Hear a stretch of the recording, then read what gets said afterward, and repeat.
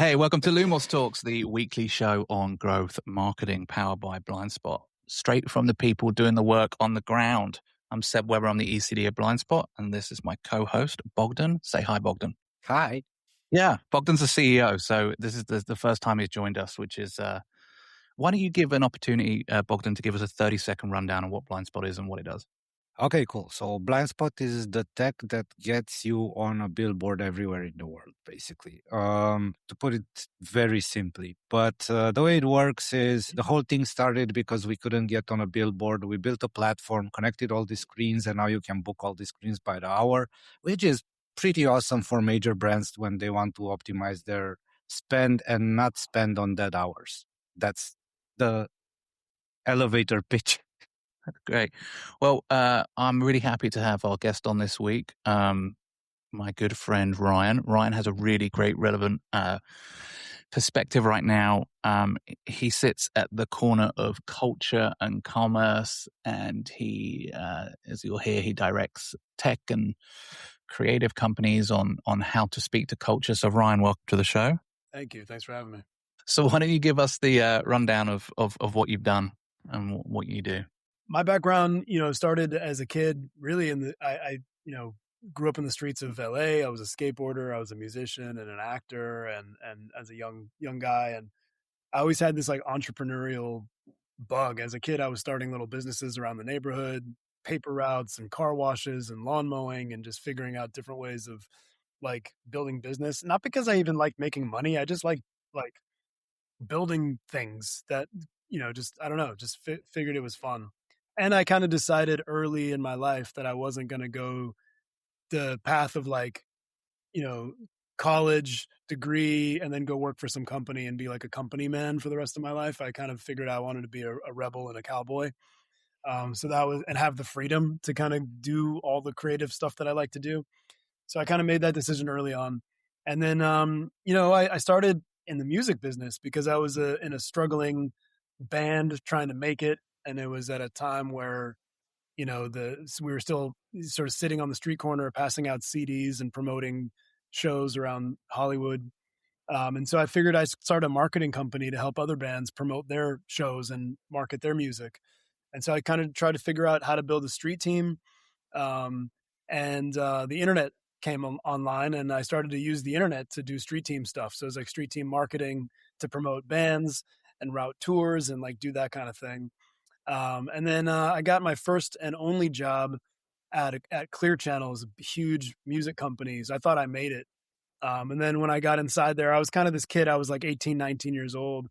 And I realized I didn't fit in at all because I had these big ideas and I saw things changing, and the people that worked in the industry didn't want things to change. In fact, they were fighting really hard to stop, technology and innovation from taking over. Digital music was a thing. The internet was buzzing. And everyone that I saw at the high level of those big corporate companies were freaking out. And I'm like, this is definitely not for me. But once I was inside, I had now a business card with my name on it with a big company, so I can use that to do my marketing stuff. So I had a side hustle, and I was still promoting bands and marketing bands and using the internet to do that. But I was kind of cheating because I had this I could call and say, I'm Ryan from Clear Channel, and people would pick up my call now. Even though I was like basically a glorified intern, as like a lackey in the corner. I was there for maybe 2 years, and I learned enough inside that industry to know that, I guess also at the same time I went to school, I went to university for music business, and I realized two things. One is I'm not learning shit inside the university from a bunch of teachers who are not in the industry telling me about the industry. And I was like in it. And I was like sleeping on couches, promoting bands and like getting no money, sometimes losing money on shows. Like I was like in it, right? And also I wasn't learning anything from being inside this big giant company who was like so afraid of the change that they weren't part of the change. So I was like, fuck both of these things. And I left school and I left the business to go start my own company. And I was lucky enough to partner with a young DJ. His name was DJ Ski. And at the time, Ski was really known in a lot of different circles. He was on the radio as a radio DJ, and he was the mixtape guy. So he would get all the music out in the digital way. And he also like was into gaming and video games and knew also like sneaker culture and like knew a bunch of athletes. So there's always like this activity around him. And as a DJ, he was like a curator and a tastemaker. And he had this really big idea for music was eventually going to be free and the brands were going to pay for it. So like, you know, and the brands were struggling to figure out how to get in front of cool kids. And so we basically built a company around that. And, you know, we did that for about 10 years, but we started like really slowly, but it happened really fast. We built recording studios. We had people recording music all day, and then they would take the music they recorded downstairs, give it to Ski. He'd play it on the radio, and then put out things on the internet. And then we'd shoot music videos in the back parking lot. Interestingly enough, I just thought of this now, and this is not like it's like a very obvious tie back. But what I remember about Ski was you were the first DJs I ever saw have billboards. And I'm not joking. I'm not just bringing that up just because we're a billboard company, but you really were. I remember the Sunset and the Highland like intersection. You really were the first DJ in like 08, 09. And I remember seeing your fucking Ski TV billboards everywhere.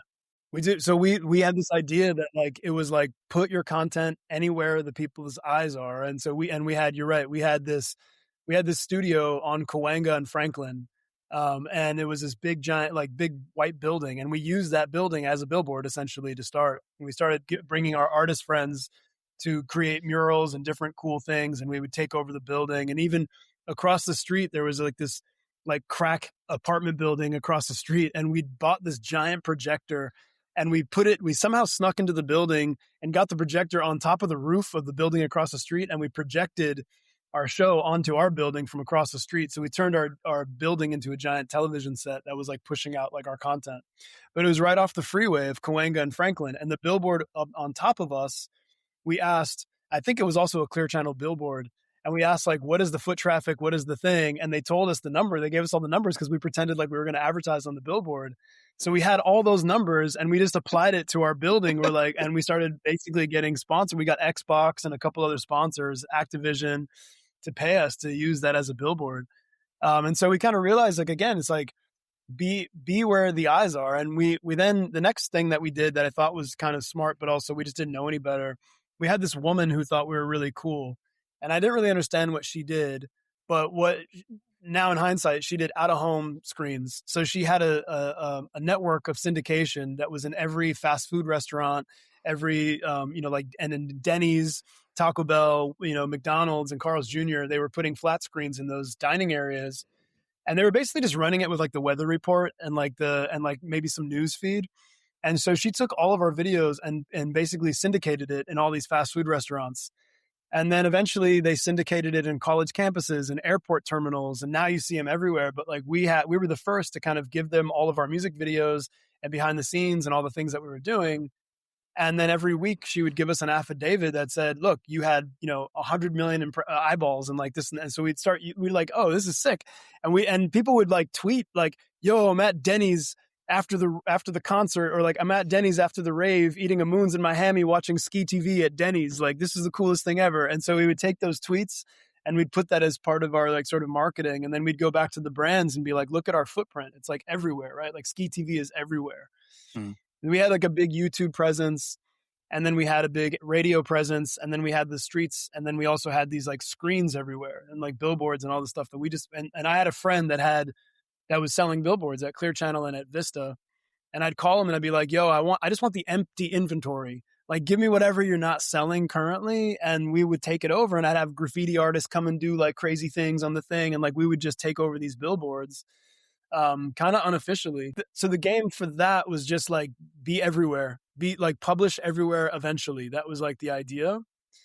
And because we had that footprint, we had all the rappers that wanted to like not wait for the label to put their music out. They would go to Ski because he can get it on the radio right away. He can get it in the clubs, and he can get your shit everywhere. And so they would come to, and it was just so funny. It was so early days, but like a rapper like The Game was like a gangster rapper would be like, yo, Ski, I want to do a mixtape, and the label's giving me 10 grand and I'll give you 10, but you got to give me 5 back. And we're like, what? Like, and he's like, so like, it would be this hustle. And so we would basically have like 5 grand to go shoot a music video, shoot some videos, and then put it everywhere, and then give him back 5 grand to do. And it was like the craziest thing. So we kind of also revolutionized like not having any permits, not doing anything official. And eventually the head of Jimmy Iovine eventually called us, who's the president or, founder of Interscope. And he calls us for a meeting and we're like, oh, fuck yeah. We finally got the meeting with Jimmy. And and we're waiting around in the lobby for like an hour. And he finally comes, takes us in the meeting. And he's like, who the fuck are you? And who told you can do a video for my artist? And we're like, and he's like, well, the funny thing is you got more views on that than I did for my video that I actually paid a lot of money for. And he's like, so can you do it again? And we're like, yeah. And he's like, great. Next time, put these headphones in it. And so he gave us the Beats headphones before they were actually like even out. And so if you look at the early videos we did, all of the videos had Beats headphones in them, and they were the first unofficial Beats. And so eventually we asked him for a retainer. We're like, we should ask him for a retainer.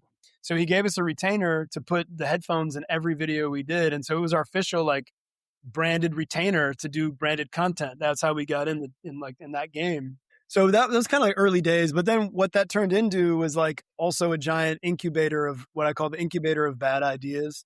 So like every athlete, would be in the studio trying to make music. So you'd have like ball players like on game day coming in and smoking joints and hanging out with rappers and like this whole thing. And then every once in a while, a rapper like Snoop or a rapper like Game or a ball player like, Kevin Durant would be like, yo, I got an idea. I want to build my own headphone company. Or like, I want to do my own record label, or I want to start a clothing line. And we'd be like, yeah, we can help you with that. And so we kind of like incubated these bad ideas. And we would just basically say yes to anything. And then my job was trying to figure out how to build the business. So I'd take like this really stupid idea and I'd build a deck, and then I'd go find money for it. And usually the money came from like dudes that own cannabis shops that just needed to bring us a bag of cash, or like a rich uncle who wanted to put his daughter in a video or something. And so we would like start like, but then, it got more sophisticated over time, and we started to kind of incubate ideas and businesses. And then, I did that for about, I don't know, 9 years with Ski. We ended up launching a TV show with Mark Cuban. And then we just used the TV show as another way to market the things that we were doing. And then I started my next company shortly after that, around 2015. I started a company called Language, and we built like a venture studio for celebrities like Tyler, the Creator, and Wilmer Valderrama and Scarlett Johansson, and a bunch of like big celebrities that wanted to build their own business and not just be the face of another brand. They wanted to actually build something from the ground up. And it was a similar idea. Instead of bad ideas, they're at this point I learned how to say no to bad ideas and only say yes to the good ideas. But we built a model where, an influencer would come to us with a really big disruptive idea, and we would help them shape it and build the brand, and then understand what the product is, and then go find supply chain for that product and like build the business, and then go find money. And instead of like drug dealers and rich uncles, we started looking for like institutional capital and real investors. And then you worked with NASA and Space Force? So somewhere in Language, we started getting a lot of really like high list, like billionaires, like Lorene Jobs and the Walton kids and Bezos's brother, and these billionaires that wanted to build a brand around their foundation, around their nonprofit. And a lot of these billionaires have nonprofits that are kind of putting their name and their money behind like solving some pretty big problems in the world, whether it's like healing the oceans or literacy or curing cancer or whatever that could be. And we got introduced to a lot of that, like sort of like bleeding edge technology and bleeding edge sort of science behind those problems. And so I worked with X Prize, which is a big organization. It's been around for 20 years, but they launched giant prizes like to solve big problems. The first one that they launched was the Space Prize. So it helped create SpaceX and, Virgin Galactic. And it was like the sort of launching of the space industry versus the space government-backed NASA, right? And so working with X Prize, I got really deep into tech and into these tech entrepreneurs and tech scientists, and a lot of also very high-level investors. And so that opened a bunch of doors for me. And I started to consult a lot of billionaires and their foundations and build like brands around their foundations. And then because I was at X Prize, I got an opportunity to work at Virgin Galactic. And so I was at another space company. I was, kind of the chief instigator. I would just kind of throw Molotov cocktails at the marketing department and be like, dude, you guys don't know what you're talking about. And I'd help them understand culture and sort of building bridges. So I, brought them people like the clothing company Stone Island to build their spacesuits, or like building cool things around like culture and integrating that into space and building space culture. And then the next thing from when I had, when you work with Snoop Dogg and then you work with like Beats by Dre and then you work with Virgin Galactic, you get called like weird calls. So I got called by the Space Force. And the Space Force is like our military for space. And they needed a culture guy to kind of come in and understand storytelling and how to tell the story of space and where we're going, and how the government can invest in bleeding edge technology and bring in like culture and entertainment. So I became the Minister of Culture for the Space Force Innovation Fund, which is like a great title. Got me my girlfriend, and it was awesome. I met my girlfriend the day I got the job at an art gallery. I was at an art gallery and I saw this little cute Lebanese girl, and I was like, "Hey, what's up?" And she's like, "What do you do?" And I'm like, "I'm the Minister of Culture for Space." And she's like, "What?" I was like, "Done." I'm like, boom. I'm like, this is going to come in handy. This is going to come in handy. So I did that, and that just got me even deeper into understanding how to navigate like the Pentagon and how to navigate sort of military people that were interested in technology, but none of them know how to tell good stories. They don't know how to connect and market and brand themselves, and like they don't know how that story can travel into the world. So I helped them kind of devise that. How do you tell admirals and generals how to tell stories? Well, it's funny, dude. I have a whole thing. So one, here's a crazy thing is like with marketing and storytelling, right? So I think marketing is separate from sort of storytelling and separate from branding. Like those three things are kind of go together, but they're all separate, right? So like when I think of like branding, it's understanding your identity. It's not just logos and like color schemes. It's like actually knowing the truest essence of yourself, right? And like it's a deep understanding of that. And it's also knowing who you're not, right? That's like a big part of understanding how to build a brand system. And a lot of companies skip that. They just like, "Oh, I need a website. Why don't I pay you to build my website and tell me what color the font should be in?" And it's like, that's not branding. That's a byproduct of branding. But like, so when I walk people through branding, I actually go through a deep exercise of like exploring and excavating who you are, what your story is, like all the limiting beliefs, all you're exposing all these like really hard things to identify about yourself and what to say no to. And then we start building a whole brand architecture around it. So then it also is like fonts and typography, but that's branding, right? When it comes to marketing, once you know who you are, then the marketing is a system of tactical things that you need to do to get the world to see it, right? So like all the things that I did at Ski TV or all the things that you guys do with billboards, it's like that's one aspect of marketing. Like you need to like have visibility, and you need to be, tell the world about what you do, but you need to give people a reason to join what you do as a belonging, right? People want to belong. They want to buy what they feel like they belong to. And so you got to give them a bunch of ways of seeing that. So one is when they're driving to work, they see the billboard, they pass by Ski TV or whatever, they pass by the thing, they hear it on the radio. You're seeing it constantly in different ways as part of the marketing structure, right? But the storytelling is really interesting. So what you said, Seb, is an interesting question. So with military, when I'm pitching an investor or when I'm pitching a brand like Nike, I always start with the why, right? We're taught as creatives to start with why. Why we're doing this thing is because, whatever. You tell this story about why. And then you tell them who we're doing it with and like how this group of people is going to help build this why. And then you tell them like, again, remind them of what we're doing very tactically and then how, right? And so it's like why, who, what, and how is kind of the cycle, right? So I found that with doing that with military people, it's exactly the opposite. So I was like really beating my head against a wall because because creatives, we care about the why, we care about the story, we want to be part of the mythology, and we care about the who. Who are we working with? Who am I associated with? Where's my name going to be connected to, right? Mm-hmm. Military don't give a shit about that.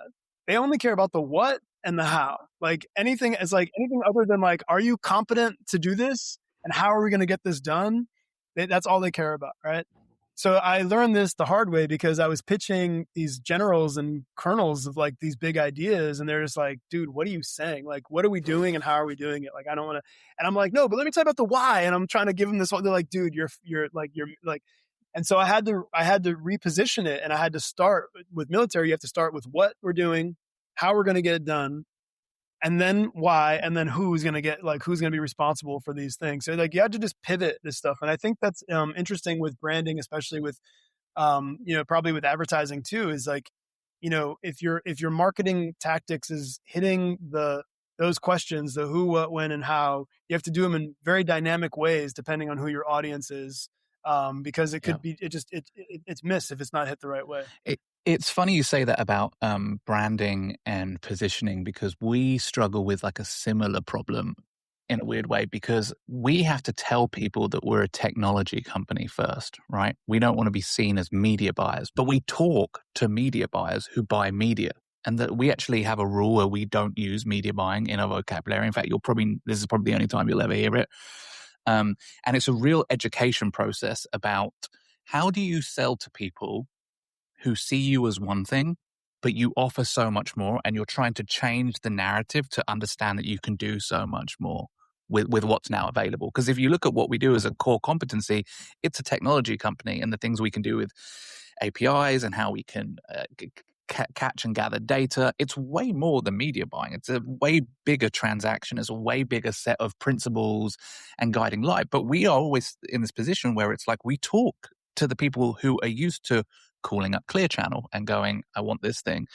And a big thing of what we have to do is educate. And also, I understand that